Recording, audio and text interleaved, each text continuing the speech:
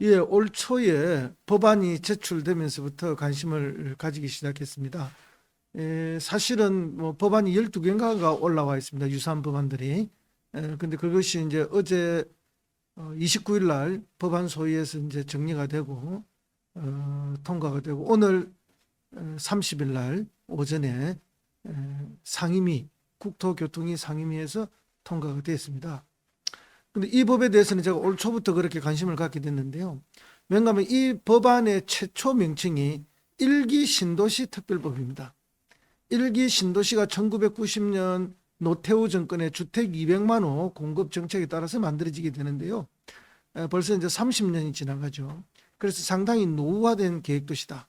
그러다 보니까 그때 갑자기 주택을 많이 공급하다 보니 뭐 기반 시설도 부족하고 또 지금 그 주택들도 노후화되고 여러 가지 문제가 생겨서 빨리 재정비하는 것이 필요하다 하는 그런 이제 주장들이 제기가 된 거죠. 그래 하려면은 기존의 법령으로는 이게 재정비하기가 거의 불가능해요.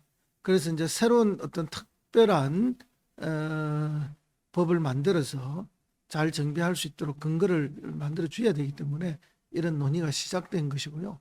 다만 이제 그러다 보니까 여러 가지 이제 불만이 좀 나오게 됐어요.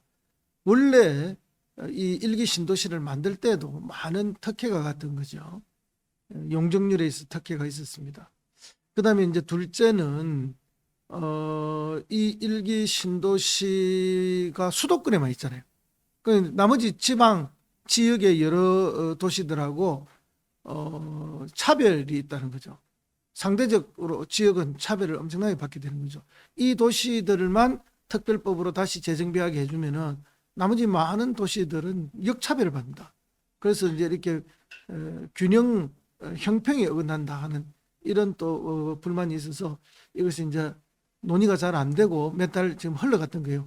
근데 그 과정에 저는 이제 계속 주변에 이야기했죠. 만약에 이 특별법이 통과된다면은 여기에 반드시 창원이 들어가야 된다. 왜냐하면 1990년에 노태우 정권의 주택 200만 호 정책에 의해서 만들어진 신도시들을 위해서 이런 법을 만든다면 그거보다도 더 먼저 20년도 더 먼저 그죠?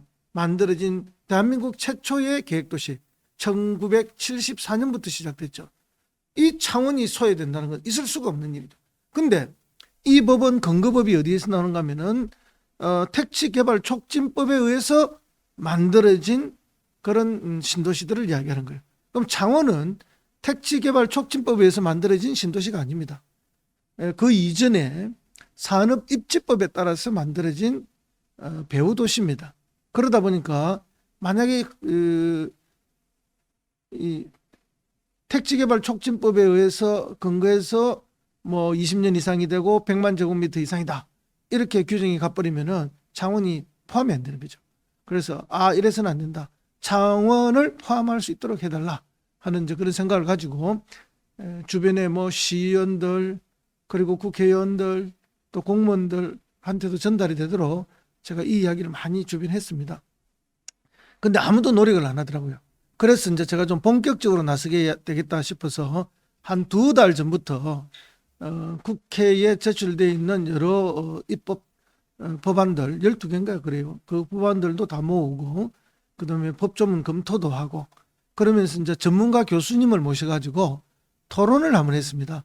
몇 시간 토론을 같이 하면서 어떻게 해야 되겠다 하면서 이제 방향이 좀 정확하게 잡혔죠. 그리고 나서는 이제 본격적으로 활동을 시작하게 된 것입니다.